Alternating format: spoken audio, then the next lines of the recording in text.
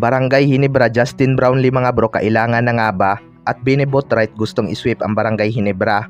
Yan mga bro, pagkatapos mong ilike ang ating video, mag-subscribe na rin kung bago ka pa lang sa ating channel at i-click ang notification bell para lagi kang updated sa ating mga sports balita.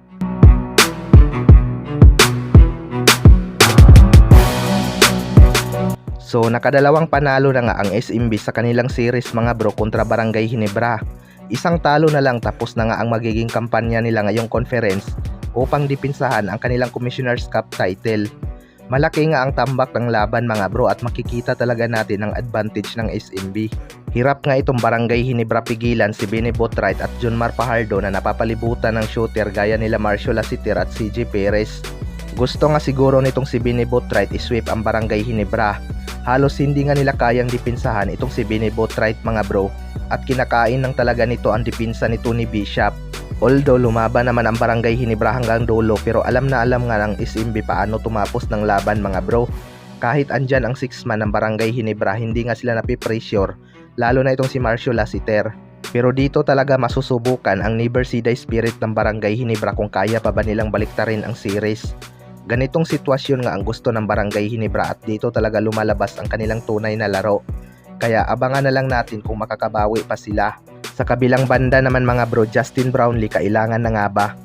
Ito nga si Justin Brownlee ay expected na makakabalik na ngayong February mga bro matapos itong magkaroon ng issue noong Asian Games. Marami ngang may gusto na si Justin Brownlee ang tatapos sa sinimula ni Tony Bishop ngayong conference. Malaki talaga ang tiwala nila kay Justin Brownlee lalo na at marami na rin talaga itong napatunayan sa ating liga. Kaya posible na kayang re-race back itong si Justin Brownlee ngayong semis. Well, para sa akin mga bro, maliit lang talaga ang tsansa na makabalik si Justin Brownlee ngayong conference.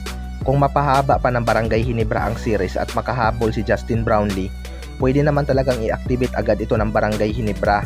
Wala namang problema pagdating sa chemistry dahil matagal naman na si Justin Brownlee nakakasama ng mga locals. Si Maverick Ahanmisi lang naman ang nadagdag sa kanilang key player at panigurado makakasabay naman agad yan sa laro ni Justin Brownlee dahil mataas nga ang basketball IQ nito at team player. Pero kung hindi aabot si Justin Brownlee baka susugal na talaga sila dito kay Tony Bishop dahil nadala niya rin naman sa finals ang Meralco Bolts noon. Kaso ibang usapan lang talaga ang semifinals ngayon dahil malakas nga itong kanilang kalaban. Kita naman natin ang advantage ng SMB.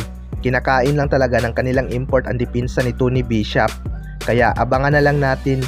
Kayong mga bro, ano masasabi nyo tungkol dito?